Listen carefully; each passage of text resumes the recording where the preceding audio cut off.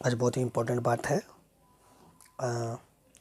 आप लोगों के लिए जो बोर्ड परीक्षा का एग्ज़ाम पढ़ने वाला है उसके लिए हम मैथ में कुछ सिलेक्टेड प्रश्न जो है सेट किए हैं। उम्मीद करते हैं कि इससे प्रश्न जो है ज़्यादा आने की संभावना है, इसलिए इसको रिवीजन के तौर पर इसको आप एक बार देख लीजिए। उम्मीद करते हैं कि शायद प्रश्न इसी से ज़्यादा संभावना है।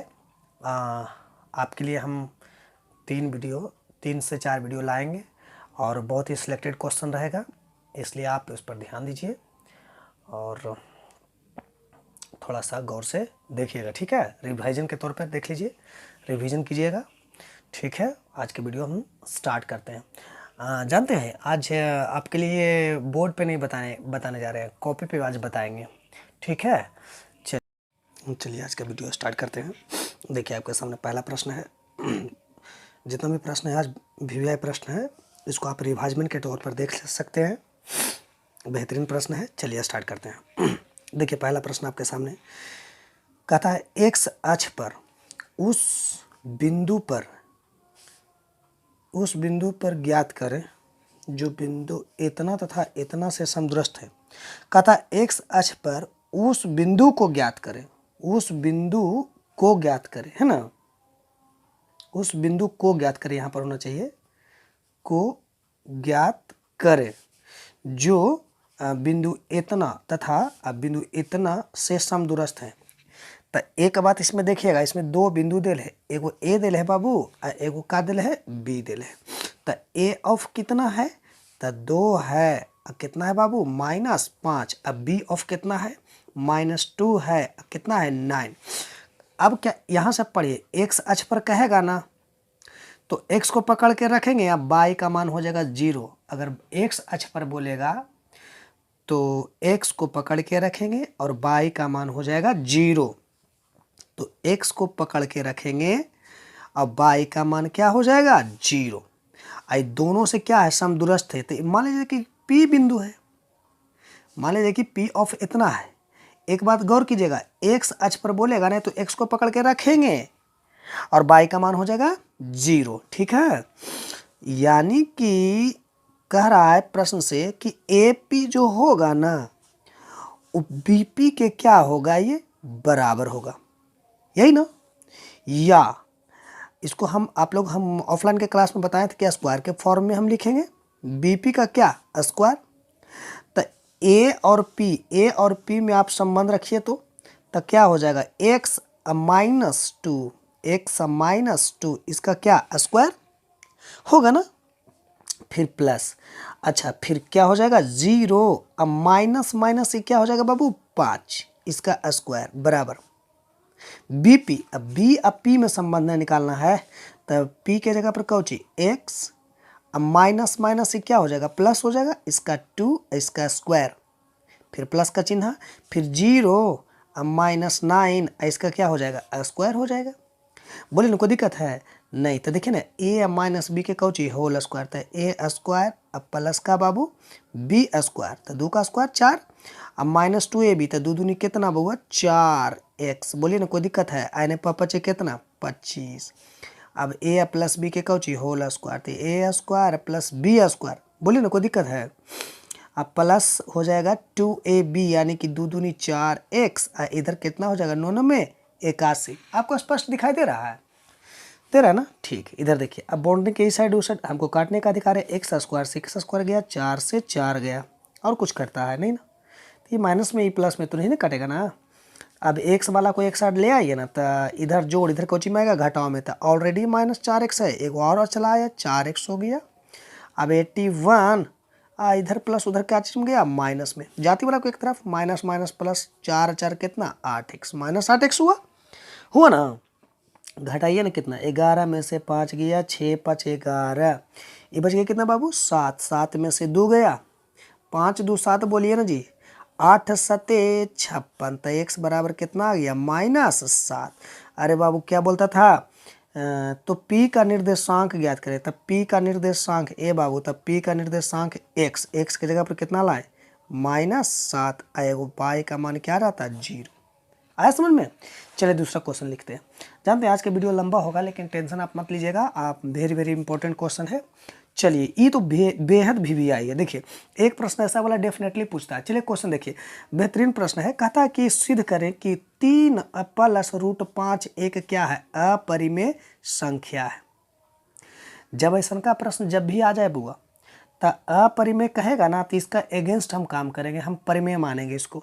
ठीक है, तो वही क्वेश्चन लिखेंगे कि माना, ऑफलाइन के क्लास में आपको ढंग से बता दिए हैं, आप वहाँ से भी आप कॉपी निकाल के देख सकते हैं, लेकिन आप यहाँ देख लीजिए रिवाइजमेंट के तौर पर। माना 3 + √5 एक क्या है, परिमेय संख्या है।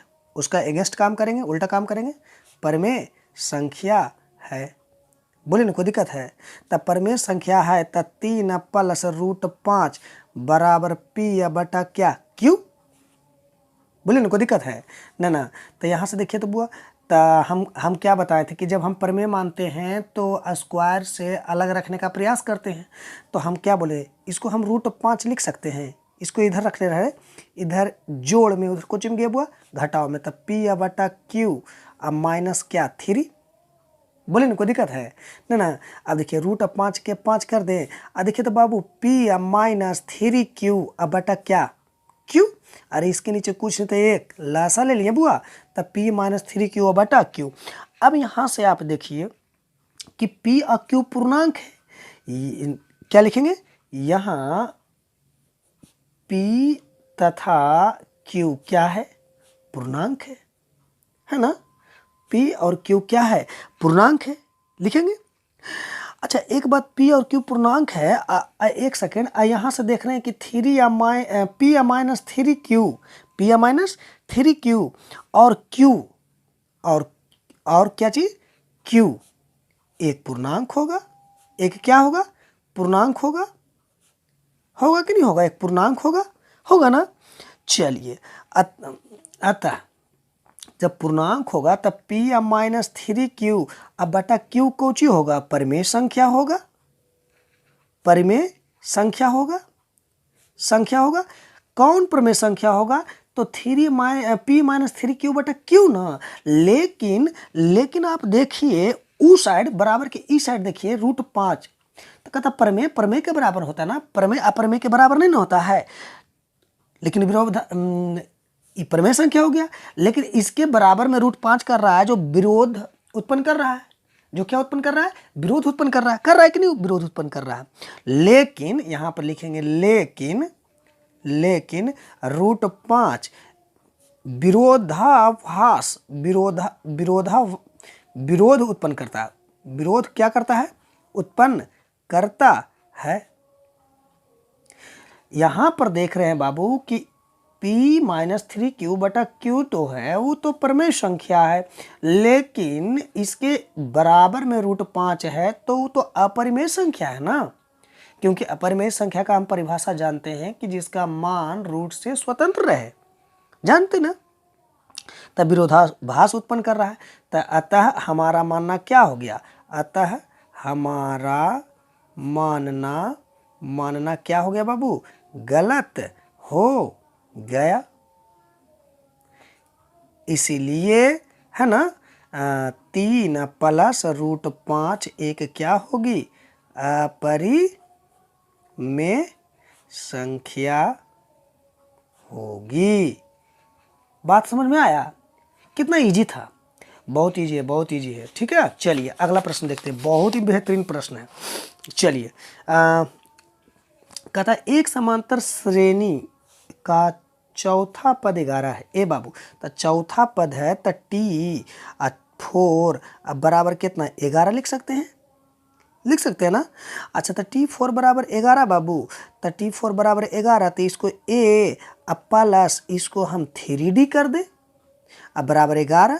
अब सवाल उठता है कि सर आप ये फॉर्मूला आपको नहीं पढ़ाए थे कि Tn बराबर क्या होता है, A plus n minus 1 into D, नहीं पढ़ाए थे बुआ। तो ए तो हमको मालूम नहीं है, तो ए के तो ए रहने दिए, और एन के जगह पर हमको 4 मालूम था, तो 4 में से 1 गया था 3, और 3 गुना D, तो 3D बराबर कितना, 11। बोलो ना, कोई दिक्कत है नहीं।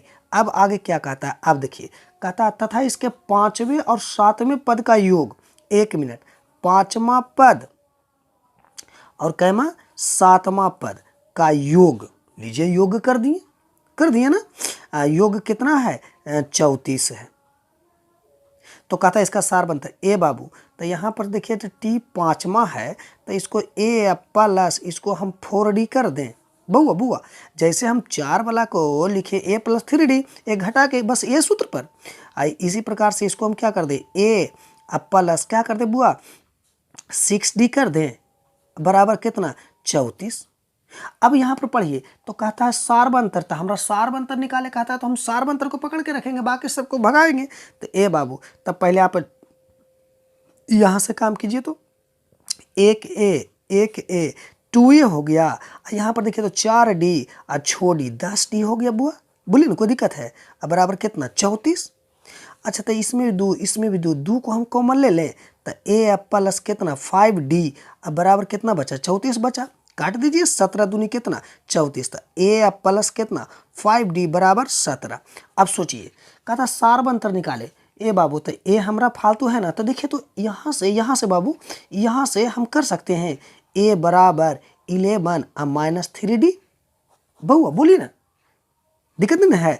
चलिए अभी ए की जगह पर हमें यहाँ पर अधिकार हो गया कितना 11 माइनस 3D लिखने का, अब प्लस एन ऑलरेडी कितना है 5D ई वाला, अब बराबर कितना 17। तो यहाँ से देखिए 11, अब माइनस इसको 2D माइनस में नहीं बाबू प्लस में, क्योंकि प्लस वाला बड़ा है, बराबर कितना 17। बोलिए ना कोई दिक्कत है।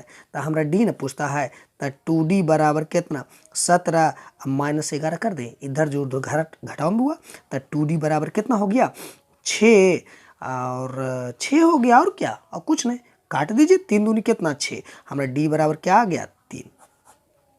आया बात समझ में? कितना इजी था आप देख लीजिए, कितना इजी था कि नहीं था। चलिए ठीक है आगे बढ़े।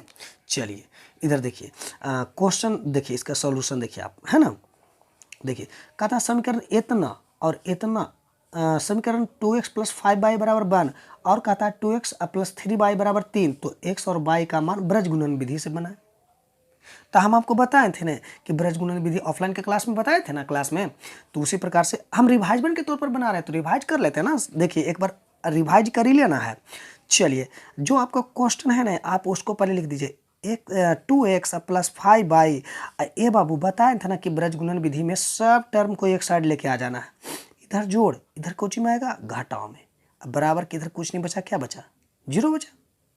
उसी प्रकार से इसको देखिए 2x लिख दें, आप प्लस कितना 3y लिखे ना, इधर बराबर में 3 है प्लस में, तो इधर कुछ में आएगा माइनस में, बराबर 0 हो गया ना।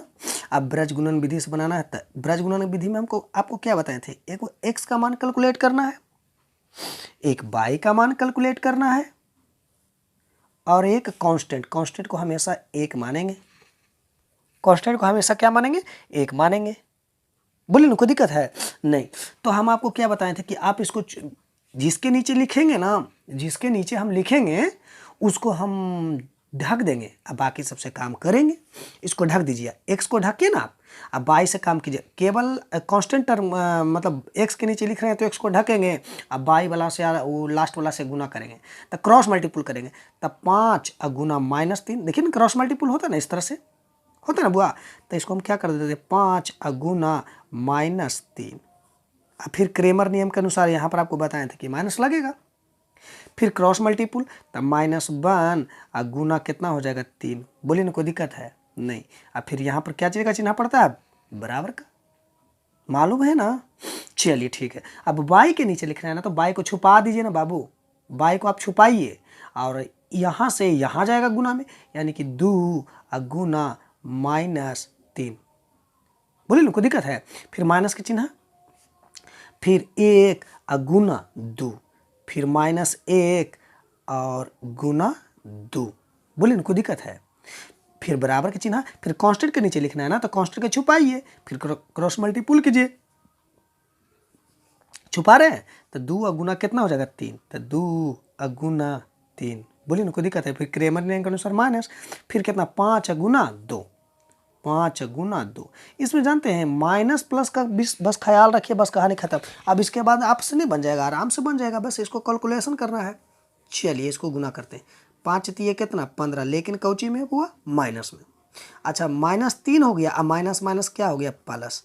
बोलिए ना कोई दिक्कत है, बोलो ना कोई दिक्कत है हुआ। बराबर बाई अब बटा 3 दूनी कितना 6 -6, बोलिए ना कोई दिक्कत है। ये माइनस माइनस प्लस 2 एकम 2, नहीं दिक्कत है तो हम आराम से बोलिए, कोई दिक्कत नहीं होना चाहिए, ठीक है।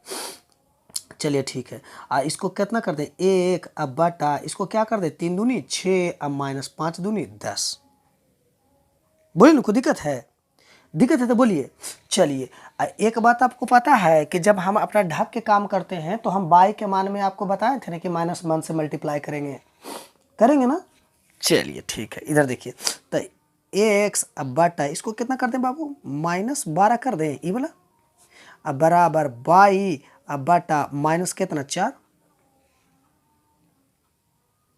माइनस कितना 4 कर दें, अब बराबर कितना हो 1 अब बटा माइनस कितना बोलो ना 4। उसके बाद क्या बोले थे कि x बटा -12 बराबर 1 बटा -4। बहुआ इसको आए वो कांस्टेंट को धर लेना, फिर बाई वाला को और फिर माइनस कांस्टेंट को धरना है, बराबर 1 बटा माइनस कितना 4। अच्छा -4 से -4 गया तो यहाँ से बाई बराबर कितना हो गया 1, लेकिन इसको कोची में आएगा माइनस में, काहे कि -1 को मल्टीप्लाई कर देते। अब इस सवाल भी उठता है कि बताइए तो आप -1 से मल्टीप्लाई काहे किए हैं, काहे कि जानते हैं ये वाला हमारा काम जो था कोची था उल्टा था, तो हम उल्टा में -1 से गुना करेंगे, ठीक है। इसमें देखिए माइनस से माइनस किया 4 3 12, इसमें कोई प्रॉब्लम नहीं है। तो x बराबर कितना हो गया 4, यानी कि x का मान 4 हो गया, बाई का मान 1 हो गया, सॉरी -1 हो गया। बोलिए ना कोई दिक्कत है ना ना। चलिए ठीक, क्वेश्चन अगला देखिए, बहुत इंपॉर्टेंट क्वेश्चन। जानते हैं ये ऑफलाइन के क्लास में भी आपको बताया था ना, ये वाला बताया था ना। देखिए कहा था 0.16 को पी बटा क्यू के रूप में बदले, तो इसको नियम से भी हम बताए थे और शॉर्टकट भी बताए थे इसका। तो देखिए 0.16 है ना, 0.16 है ना, 0 पॉइंट कितना हुआ 16 पर रेकरिंग है ना, 0.16 पर क्या है रेकरिंग है ना बुआ। तो इसको हम क्या करते थे, देखिए इधर मान लेते थे, क्या करते थे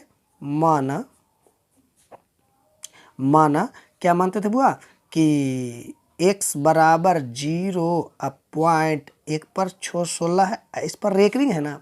ये रेकरिंग के मतलब जानते क्या होता है कि मतलब इसके बाद 6 6 6 6 आएगा, 6 6 6 आएगा।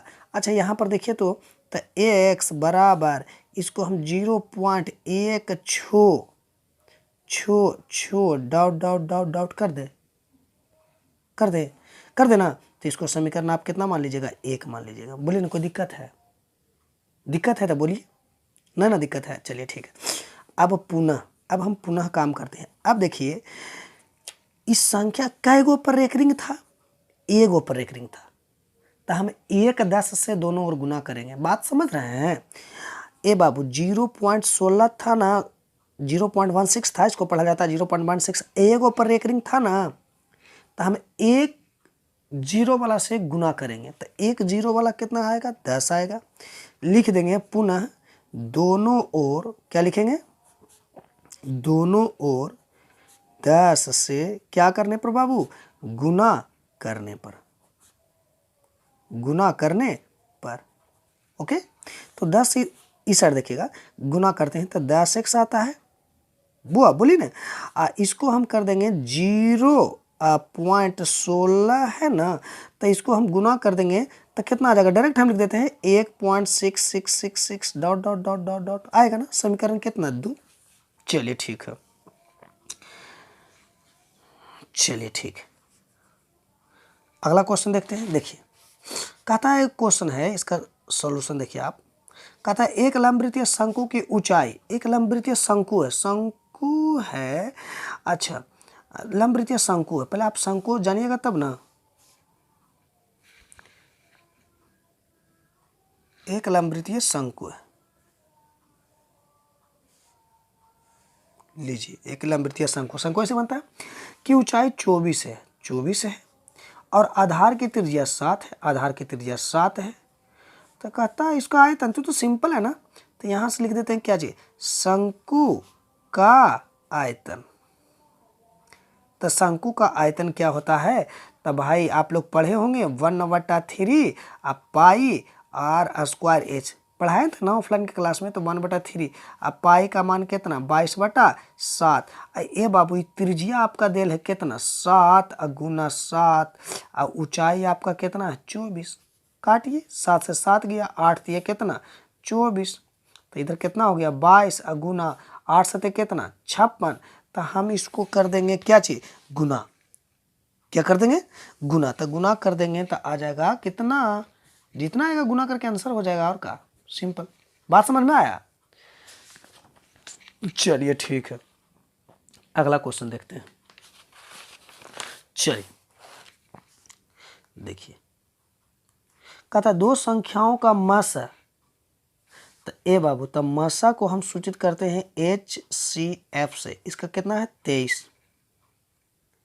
तथा उसका लसा LCM से सूचित करते हैं, कितना है? 1449। यदि एक संख्या को सूचित करते हैं ए से, इसको एक कितना है? 161। तो कहता है दूसरी संख्या यानी कि बी बराबर क्या? वाट। तो एक फॉर्मूला आपको नहीं बताए थे ना कि दो संख्याओं का गुणनफल बराबर होता है उसका लसा और गुना उसका मसा। तो यहाँ से अगर हम b निकालते हैं तो b बराबर आपको बताए थे ना कि LCM गुना HCF बटा a। अगर हम b का मान निकालते हैं तो बटा में, और a का मान निकालेंगे तो बटा में b। लासा गुना मासा बटा पहली संख्या होता है ना, लासा गुना मासा बटा पहली संख्या होता है कि नहीं होता है? चलिए तो उसी प्रकार से काम करते हैं। तो लासा कितना? 1449 अब मल्टीप्लाई 23 अब बटा 161 बटा 160 क्या हो गया? 1 हो गया। बोले ना कोई दिक्कत है? अब इसी को आप काट छाट कर लीजिएगा, जो आएगा जो क्या हो जाएगा? आंसर। बोले ना कोई दिक्कत है? नहीं। अगला क्वेश्चन देखिए, बहुत ही इंपॉर्टेंट है और बहुत ही सरल और सहज तरीके से आप इसको स्थिर से बनाइएगा ना तो आराम से बनेगा। देखिए कहता है त्रिभुज ABC में, कहता है कोई ट्रायंगल है। बात समझ में आ रही है? कोई ट्रायंगल है, ओके।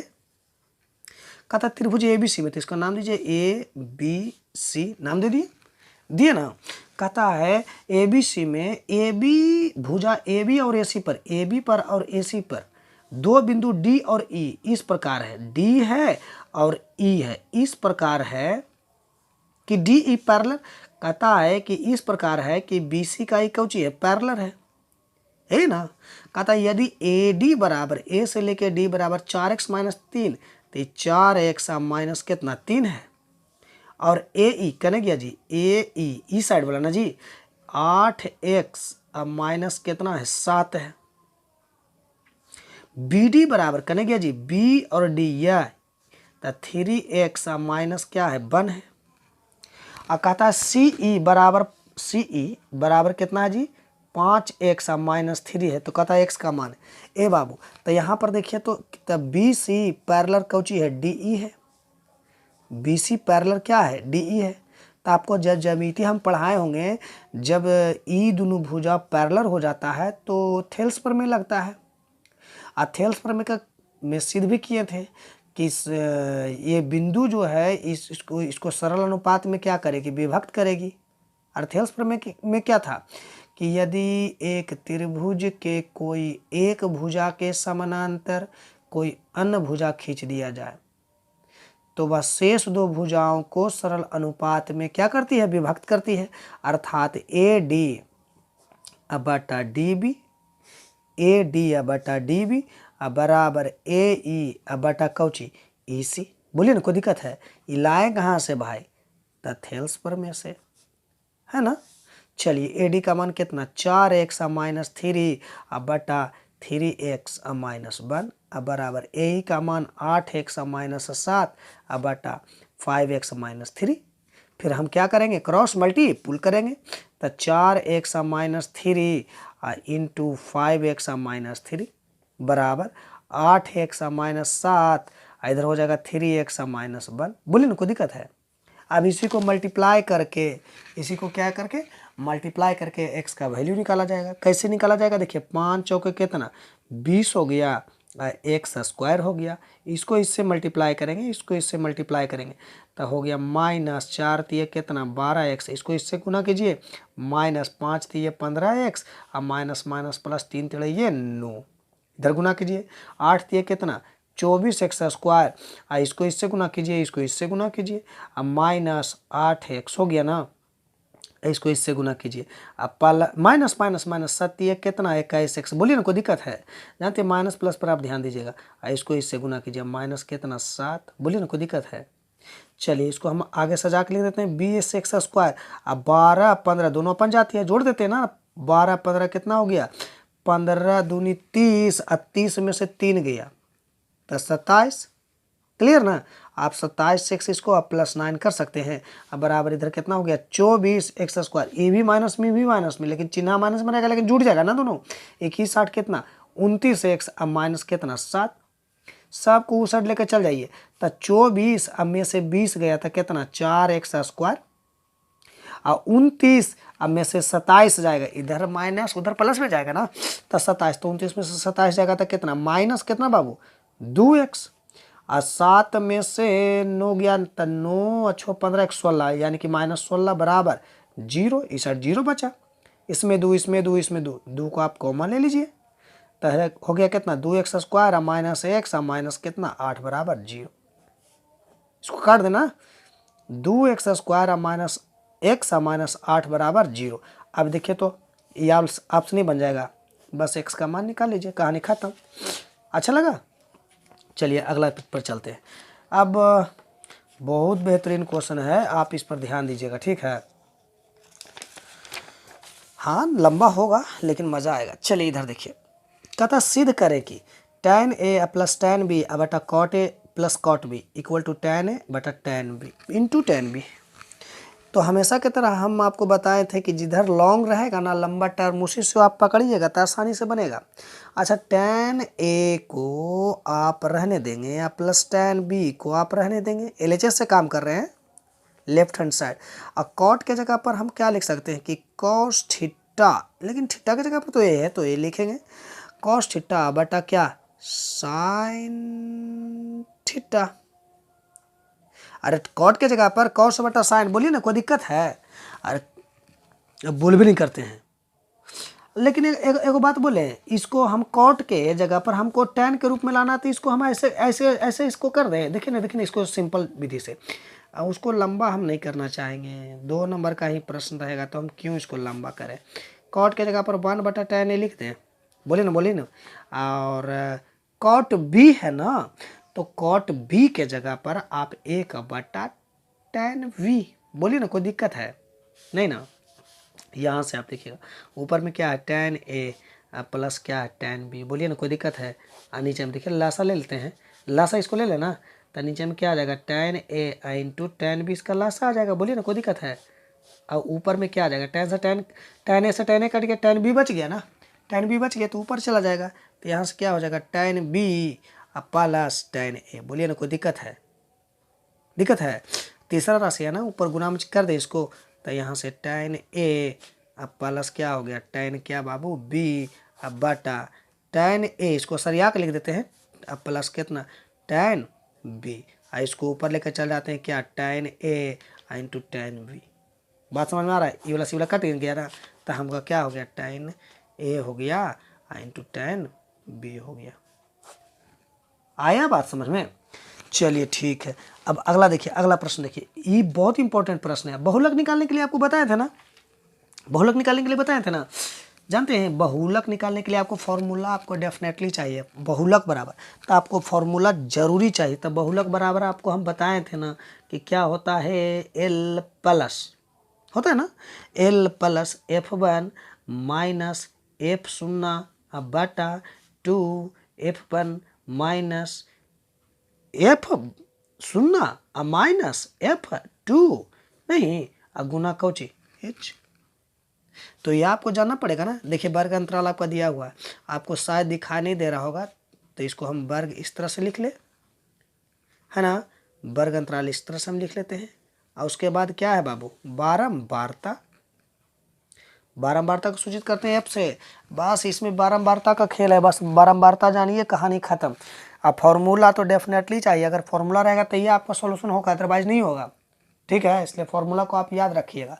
चलिए, वर्ग अंतराल कितना है बाबू? 0 से लेके 20 है, 20 से 40 है, 40 से 60 है, 60 से 80 है, 80 से 100 है, और 100 से कितना है जी? 120 है। ठीक है, चलिए बारंबारता में आते हैं। 30 है, 36 है, 52 है, क्लियर, 61 है। उसके बाद क्या? 61 के बाद क्या है वो? 61 के बाद 38 है, यानी कि 38 है। 38 के बाद 33 है। चलिए, अब इसका सॉल्यूशन करते हैं। तो ए बाबू, यहाँ पर सॉल्यूशन में आप देखिएगा कि फॉर्मूला आपको डेफिनेटली चाहिए। अब एल के बात रहा, तो सबसे पहले बड़ा वाला आप बारंबारता खोज लीजिए। सबसे बड़ा वाला बारंबारता कौन है? 61। तो जो सबसे बड़ा वाला बारंबारता रहेगा वो F1 होगा, यानी कि 61। ए बाबू, ई F1 माने ना, F1 माने ना इसको। अच्छा, पीछे जाएंगे तो एक के पीछे F0 निकलता है कि नहीं निकलता है जी? अरे एक के पीछे F0 रहेगा, एक के पीछे क्या रहता है? 0। तो यहाँ से F0 इक्वल टू हम 52 कर सकते हैं, बोले ना। एक के आगे जाएंगे तो F2 निकलेगा कि नहीं निकलेगा? तो यहाँ से F2 बराबर कितना? 38। लेकिन हम मेन पॉइंट किसको माने? 61 को। 61 के चलिए सामने चले जाते हैं। न्यूनतम बारंबारता का न्यूनतम मान L होगा। तब बारंबारता इसके सामने गए तो 60 से 80, न्यूनतम मान कितना है? 60, यानी कि L का मान कितना? 60। एगो घट रहा है H। H मतलब होता है वर्ग अमाप। क्या होता है? वर्ग माप। वर्ग माप कितना है? 0 से 20, यानी कि 20 से 40, यानी कि H बराबर कितना जी? 20। बोलिए ना, कोई दिक्कत है? बस फॉर्मूला पर रख दीजिए। आप देखिए, लिख देंगे नाव। नाव मतलब अब बहुलक बराबर क्या चीज़? बहुलक बराबर। तब बहुलक बराबर L plus F1 minus F0 बटा 2F1 minus F0 minus F2 गुना का चीज H। बस मान रखिए, रख लीजिएगा मान कि रख